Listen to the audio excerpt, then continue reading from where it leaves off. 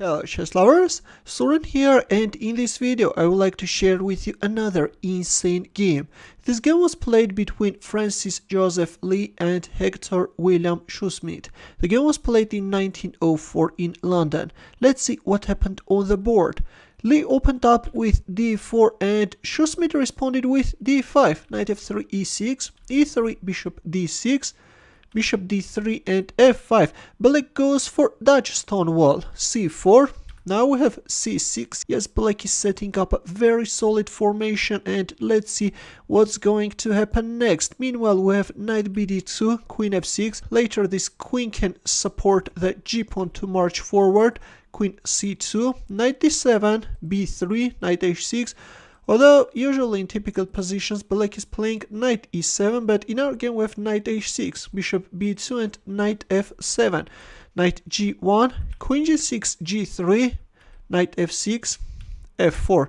f4 is on the board, which gives black knight a very nice outpost on e4, knight f3, queen h6, bishop takes e4. White is getting rid of that powerful knight and then is placing his knight on an active e5 square, after which this time black removed white knight. Bishop takes e5, d takes e5 and queen h3. Although playing b6, completing the development of the queenside bishop, or castling kingside could have been better, but in our game we have queen h3. What is this black queen going to do? Queen g2 is the threat, right? We have bishop a3. With this move, white is controlling the a3 f8 diagonal, not allowing black to castle kingside, and bishop d7. Well, queen g2 looks tempting, but white can simply castle queenside and there is nothing black can do.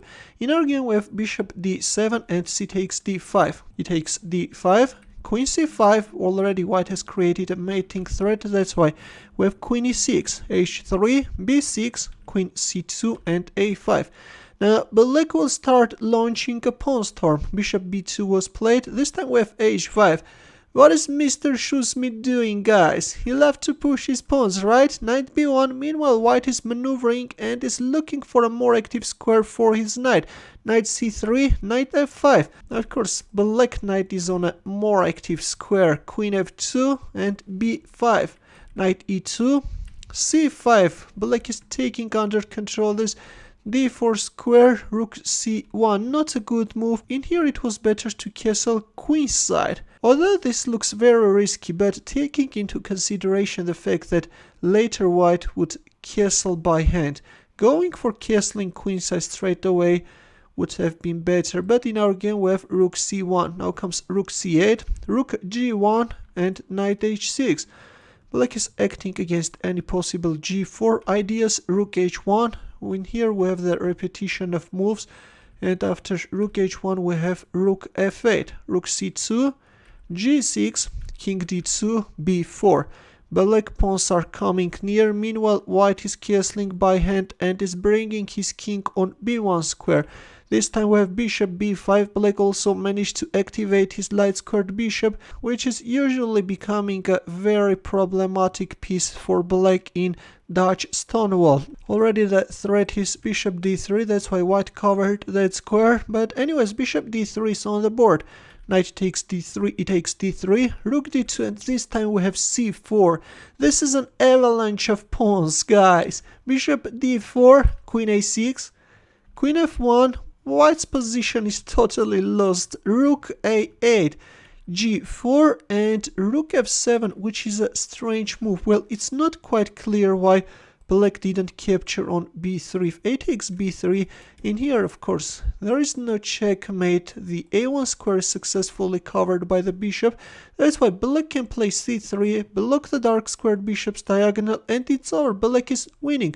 But in our game after g4 we have rook f7, g takes h5. Well, first capturing on c4 and then playing g takes h5 is of course better, but in our game after rook f7 we have g takes h5 straight away and a takes b3, h takes g6, b takes a2 check, and all this looks very scary. King a1, queen takes g6, rook g1, queen e6, queen g2, and this time we have b3. queen g6. White is offering an exchange of queens in order to make the defense easier, but there is no way out.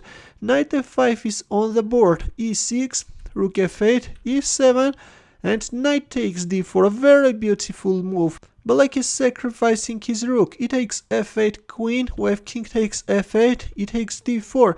Although white is a rook up, but black pawns are unstoppable. Here we have c3 and rook gg2. Of course, if you move away your rook, then in this case b2 check is coming, and then black will go for a pawn promotion. That's why the rook from g6 hurried on the second rank to cover it. But meanwhile, black is intensifying the pressure. Rook e1 check is the threat with the mating idea. Rook d1, and this time we have d2. Rook g1, rook e2, h4. White wants to make use of his passed pawn, but there's no way. c2 is on the board. Look at this position, guys. Rook c1, and another insane move, b2 check. Look at this unique position with 4 passed pawns on the second rank. Holy god, what's going on the board? By the way, this b2 check is not the best continuation. Capturing on c1 and then playing rook d2 was winning faster with the idea of playing rook d1, or even d1 queen is winning faster. This line is a bit complex, of course, but in this case black is also managing to win. But in our game, after rook c1 we have b2 check. Let's enjoy this position once again. Holy moly, king takes b2 was played, and finally black went for a queen promotion. King c3. This white king is trying to escape, but after a1 queen check, king takes a1, queen c3 check, white resigned. If king a2, then rook e3, white king is in a mating net. That's why after queen c3 check we have a resignation. A very insane game, I think. Very insane game, I think. Although there were a lot of inaccuracies and very dubious maneuvers by both sides, but this pawn push was simply spectacular. And in the end, on move 57, we witnessed a very unique position which can be seen on a chessboard very rarely. In the end, I would like to ask you to solve a chess puzzle. Please take a look at this position and try to find the winning line for white. I will wait for your answer in the comment section. Thanks for watching. If you liked this game, give the thumbs up. For more games, consider subscribing to my channel. Also press the bell button to get notified about new uploads. I will see you in my next video. Take care.